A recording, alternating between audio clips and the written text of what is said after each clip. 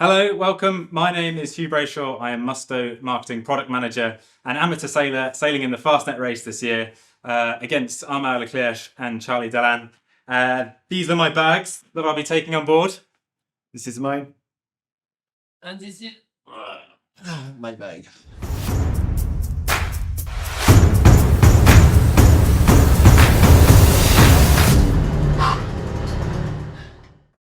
We've unpacked everything. I've run out a little bit of room on the table for me, but there's a good reason for that. I'm sailing a JPK 1030, so it's a little bit slower than your boats. I think we're going to take about 5 days to finish the race, if we finish the race, because I've done the race 3 times now and I finished once. So the first objective is to finish. But Armel, you're on the fastest boat out there. How long do you think it's going to take you? Yes, I am less closest on board because we are in crew like you. Yeah. But with my boat, I think perhaps it's 1 day to finish the race if the weather forecast is good. Yeah. So just a little closest and no spare on board for all the crew. So we have the closest for the start and the same at the finish line. Yeah. How many are you sailing with on? We are on that six on board. Yeah. Yeah, and for all the race, it's perfect. Okay. And will you get much sleep during this with 6? Yes, I think we sleep just a few hours. Yeah. But we turn on board. Yeah. And the most difficult is the start for us because it's a straight way at coast. So we make a lot of movement of the boat, and after it will be better when we are outside. Yeah. And we want to win this race because we have the best boat speed of all the boat, with sometimes perhaps other ultimes on this race. Yes. We hope we have 2 or 3 or 4 ultim. Yeah. We will see. Yeah. And do you worry about the start when you've got a big boat like that to maneuver around the solo? It must be quite tricky. Yes, it's a stress moment because there is a 600 boat and all spectators. Yes. And if you have some wind, but like upwind, we can have 30 knots of the speed of the boat. So it will be very dangerous. Yeah. So we need to be concentrate for the start and to go out the coast. Yeah.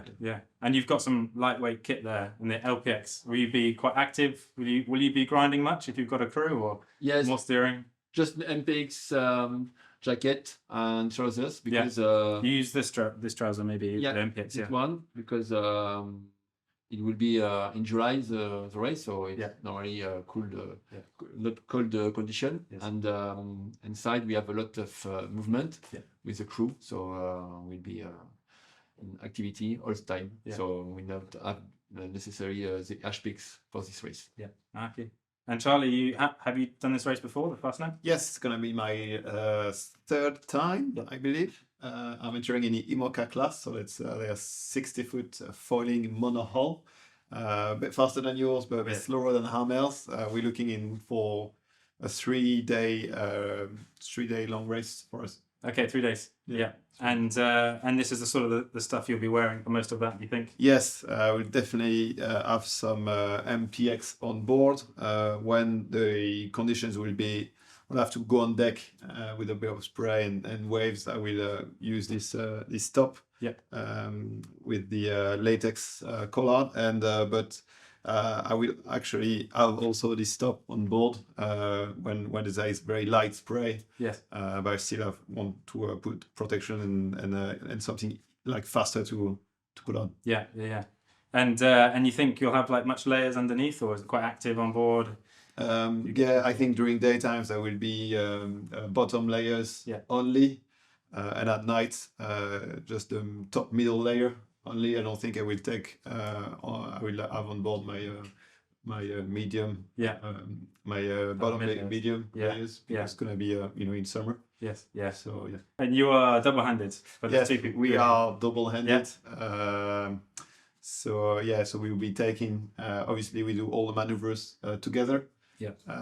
And when we'll be like on a fairly long stretch, that we'll be swapping to get a bit of rest. Yes. But probably not much sleep on such a short race. Yeah.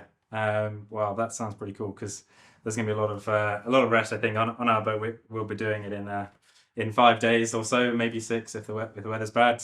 Which is why I've taken I've got HPX here, which I've worn all last season, so it's a little salty still. This is a prototype of the new HPX, which is still going strong. So I probably will wear this the whole time. But yeah, if it's warm at the start, then I've got my shorts and t-shirt. I'll be double-handed as well, so there will be a bit of room, bit of luxury in that I can take a little bit more kit. Also, working for Musto is pretty good for having lots of kit as well. But yeah, that and this and the MPX smock without latex seals is probably my go-to, because again, we're not going like too quickly. There won't be that much spray kind of hitting on top. Last race, I think it was like a 40 knot upwind start, so I think I was borrowing a dry suit for that, one of the new HPX dry suits, which was very handy. So maybe there's more room in my kit bag for things like that. But yeah, having the double collar on this mock was pretty good. When once you get out the Solent, I think it's pretty key to kind of be moving around quite quickly in there, and then we'll be protected with all of that as well. One thing I wanted to ask you about was kind of like, which parts of the races do you think are going to be going to be most active? Obviously the start's going to be pretty full on. After that, does it calm down for you, Armel? Does it get worse? Yes, I think very interesting for us when we are with the ultimate boat, because we have the opportunity when we come back around the Scilly Island to see all the boat. We are going to the Fastnet, so it's a big picture for us. It's not easy for you and all the small boats, but for us it's a pleasure to see all the boats with sailing condition, good conditions. Yeah. I do remember in the past, seeing on the AIS when it feels like we've been at sea for a while and you're already coming the opposite way to the finish line. Yes. But it must be difficult. I guess you've got to navigate through all the boats on the AIS. It must look very busy if you're coming. Yeah, it's very dangerous because there is a lot of boats, and if it's the day, it's okay, but the night will be very concentrated, because sometimes we have some little boat, but we AIS system can identify its boat, but sometimes they don't have the system okay, so we need to follow the light on the sea on the night. So yes, there are some risks, but if we are concentrated, it's okay. And you're leading the way. But then last time you were leading the IMOCA fleet, you won the race in the IMOCAs. Yeah. And do you remember coming back through the whole fleet? And yeah, we did not as much as Armel. We did came back and sailed through the fleet. But when we did that, I was in daytime and pretty light conditions. That was okay. What I can remember from the previous session effectively is like you said, the strong wind at the start. We were sailing it was good for us. The water felt flat, and we were sailing at upwind at 16 or 18 knots of boat speed. We did a lot of tacks, and the funny thing is we went nearly all the way to France before going back to you did. And to me, obviously the most intense part of the race is the exit of the Solent, because of the fleet density. Often you've got westerly breeze then, so you're upwind, lots of crossing, so it's the dense, the complicated part of the race, and then it kind of settled down once you pass the needles. And often when you go around the Fastnet, then if you go from upwind to downwind, you've got to reconfigure the boat entirely, going to a downwind configuration, and that takes quite a lot of time. And you've got the channel, the Fastnet TSS to tackle as well. And so this part is pretty intense as well. Yeah, of course. But I mean, you haven't won the race before, Armel. No. No. But this is one you have won, and Armel has not won. I won that twice. Twice. Have you got any tips for Armel for this race to win? We can, if he keeps going, and maybe win it one day. No. So I really wish him to success for this 50th edition. He can go for land lane owners. Yes, yeah, and maybe the record as well. It's a new record because change on the now it's Chabot. Yes. Finish line, so it's a new time. Just beat next last year. Yeah. And for people doing it for the first time, would you have a tip? And maybe also like what to bring if you were the first time in the Fastnet. What would you advise people to bring? Well, Fastnet race on the medium to small size to medium boat can be a long race and tough race. In a Fastnet, it's rare when you don't experience tough conditions. Yeah. At some point, you will encounter like a stronger wind and sea state. So you have to pack your bag carefully. You spend a lot of time outside as well, sitting on the rail or hiking on smaller boats. So your kit has to be, can be a really long race if out of the Solent your bottom layers are already wet. Yeah. It's going to be a long way to the Fastnet. So you have to test your kit before. Yes. Make sure it's that's a good idea. waterproof. Yeah. You have to try to negotiate with the skipper of the boat, to like a certain weight allowance. Obviously, when you're sailing, there's a lot of people on the boat, like the gear weight goes up fairly rapidly. Yeah. So, but if you're clever the way you pack your gear, that's you can have something at the same time light, but also efficient and good. Also, one advice I would give is to not max out all the layers you have on board during daytime, because it will always get it will always get colder at night. Yes. Yeah. So it's important to always have like a little maybe medium layer jacket to put on for the night part, and like something to put on your head. And that you can take off during the day. And also, if you can, like you said earlier, to have a proper dry suit when you're being for like 3 days all the way to the Fastnet on the rail. That's definitely a good, nice comfort. Yeah. You don't have to worry about water intake. If you have to kneel on the bar to change a jib, you don't have to worry about water going into your boots, and you're waterproof. Yeah. And you don't have to worry about this aspect. And if it's the also good thing with the wetsuit is you don't have to wear boots. You can wear deck shoes. Yeah. So you're much more agile. Yeah. To walk around. Yeah. Yes. If the conditions are heavy, wetsuit, dry suit is definitely the way forward. Yeah, I think that's a good advice. I think definitely bring a little bit more than you think. And although I've got a lot of kit here, I did and taking the dry suit was amazing. And I just wore kind of like shoes like the Musto ones. We've got sand in them still, and kind of like some drainage still, so that you can wear them with the dry suit. And I didn't actually take anything else when I wore the dry suit. I didn't take the trousers or a big smock because I had the dry suit. So even though it looks like you're wearing like a big bit of kit, you're still moving around a lot. And yourself, Armel. Not everyone, unfortunately, is going to be on the old team on the way around. But for the standard sailor entering the Fastnet, what would you say? First time, what would you bring? Like Charlie says all the things. So the only thing I can say is it's you must have Mr. Clothes on board if you want to have a nice trip. Yeah, that's perfect. Yeah, if I can add. Maybe I think changes in bottom layers is good, because even if you have a very nice MPX Musto trousers or top, maybe there's always a risk of water intake. If you don't put it on early enough, or you're inside the boat and it's a bit damp in the boat, and changing yourself or something, then you get risks of getting your bottom layer dry. So having change the spares in your bottom layer. I think that's a good call. When they not having wet feet is pretty annoying. Like even if it's for a day, wet feet are pretty annoying. So spare dry socks. Definitely taking spare pants in the kit bag somewhere. There'll be room for it, I'm sure. And kind of those kind of doing the course, like the build up to the race for the first time. Like any advice for those sorts of people in their first one? It's a bit of a daunting race, I think, for maybe not. Yeah, the miles you guys have done, but for amateur like myself. Yeah, it can be, and the smaller the boat is, I mean, the slower you are.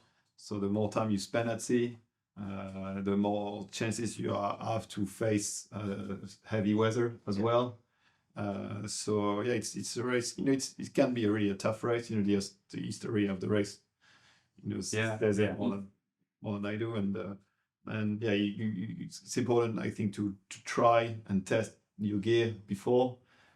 Even if you buy new gear, it's important to try it out in real life before setting up on the race. Also, the food part is important. Make sure there's enough food for everyone. Yeah, that is super important. Enough water and yeah, and practice with the crew. Yeah, and then you get to the Fastnet, and what's really like when you go around the Fastnet, you really have this summiting feeling. You know, you're around the rock, you're there. It's often, you know, westerly breeze, so you like kind of, you know, upwind all the way there, and finally get to the top, to the summit, which is the Fastnet Rock. You see this amazing lighthouse in the middle of well, not in the middle of nowhere because you can't see the Irish coast, but you can see this amazing lighthouse. You know, it's pretty daunting, and then you and the rate, once you're there, it's not over. You know, it's like when you're mountain climbing. You know, you've got to come down and go get all the way to Cherbourg. It's a long way off. Yeah. And yeah, it's often sometimes reaching or downwind, and and the rest is a long way from over. You've got to get there. Yeah. Do you take a moment at the Fastnet Rock to kind of look at it and take a picture, or are you in race mode the whole way? If you pass the Fastnet race during the day, can do some video. Perhaps we have a drone on board. Yeah.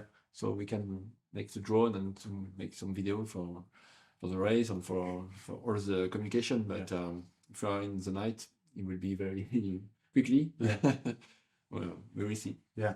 And that's, I think you touched a good one on the food for people doing the race, and that when you get kind of a bit cold and tired, you know, hopefully not getting too cold if you're wearing enough kit, but like making food is kind of a little bit of a difficult challenge for most people, but on your boats, even more difficult to make the food. You know, what will you I guess freeze-dried food on the race or something else? Yes, fresher. The boat is normally is stable, flat. Yeah. So to make some food and to eat, it's very easy. We have not the life you will have during 5 days. Yes, but we have prepared all the equipment before, and yes, for us it's a short race, short sailing race, because 1 day is not the same like when we cross the Atlantic or the winters around the world, the new race. But it's a good training because we need to make a lot of maneuver and to change some sails each time the wind is changing, so we're very intensive. Yeah. And I did a little bit. We had a photo shoot for the HPX on the 11th hour racing in Mocha, and we were out for 36 hours in about 30 knots, and I realized how rough the Mochas are with the foils. I can only imagine like making food during that is pretty tough. Yeah, you're gonna get some stains down your top and stuff probably pretty quickly. Yeah, for us it's more freeze-dried food to try to save as much weight as possible. My advice is, well, freeze-dry is kind of easy to do, but you have to be careful with the boiling water, obviously. Yeah. It's always good to keep your, if it's rough, to keep at least your trousers on. Yeah. To not, you know, it actually works as a really good protection against boiling water. Yeah, yeah, it does. So it's a good thing to keep in mind. And what my advice would be for the boat where the crew will be hiking is to always have some snacks in their pockets. Yeah. And because at some point there's going to be complicated to eat, you know, and it's not always easy to pop out of the rail and go in. Yeah. And so snacks in the pockets and water nearby as well to get hydrated. Yeah, that is a good point. Yeah, I've probably still got some old snacks in my pocket still, but yeah, there's like take a protein bar or something. I'd like to do. Or do you take much sweets or anything? Do you have any like chocolate, or is that something you avoid? More for salty. Yeah. person. Yes. And yourself, you're the same. Yeah. Wicked. Well, yeah. Thanks for coming by, leaving Lorient, Brittany for a small moment, and yeah, talking through all of this. I can talk about kit for days, which is handy for me. But yeah, hope you found something useful there, and see you out on the water sometime soon.